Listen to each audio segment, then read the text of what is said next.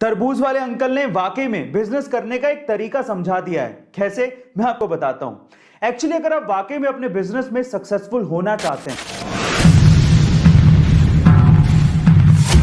आजकल की जनरेशन अपने आप को बहुत ज्यादा ओवर स्मार्ट समझती है। उन्हें ऐसा लगता है कि उनसे ज्यादा समझदार तो कोई पैदा ही नहीं हुआ और वो चाहें तो किसी को भी पानी पिला सकते हैं, और ओल्ड जनरेशन वाले तो उनके सामने कुछ है ही नहीं।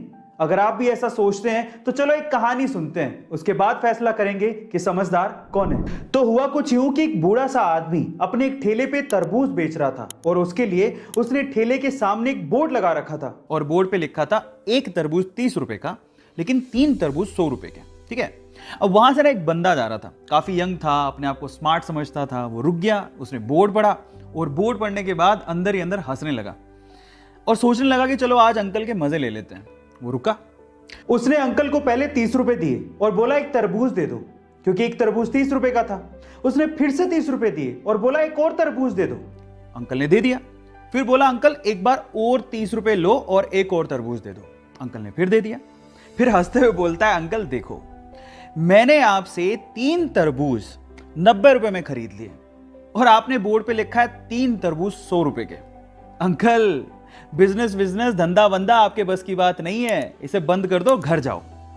अब अंकल ने ना जो उसके बाद जवाब दिया वो बहुत मजेदार है, मुझे बड़ा मजा आया सुन के।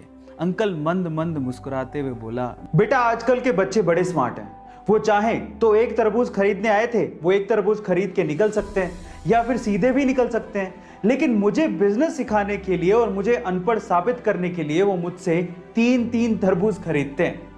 तरबूज वाले अंकल ने वाकई में बिजनेस करने का एक तरीका समझा दिया है। कैसे, मैं आपको बताता हूं। एक्चुअली अगर आप वाकई में अपने बिजनेस में सक्सेसफुल होना चाहते हैं, और अगर आप ये चाहते हैं कि आपके कस्टमर आपसे लॉयल रहें, आपकी शॉप पर बार बार आते रहें और कहीं ना जाएं, तो एक चीज आप अपने दिमाग में डाल लीजिए। हमेशा आप कोशिश करिए कि आपका कस्टमर दिमाग में ये सोचे कि उसे माल सस्ते में मिला है और वो जीत गया है और आपने उससे ज्यादा मुनाफा नहीं कमाया है। जब कस्टमर दिमाग में जीता हुआ महसूस करता है ना, तो वो आपकी शॉप पर बार बार आएगा, और यही तरबूज वाले अंकल ने भी किया। उन्होंने इसीलिए अपनी दुकान के आगे वो बोर्ड लगाया ताकि हमेशा लोग ये समझें कि वही सबसे समझदार हैं और अंकल बेवकूफ हैं।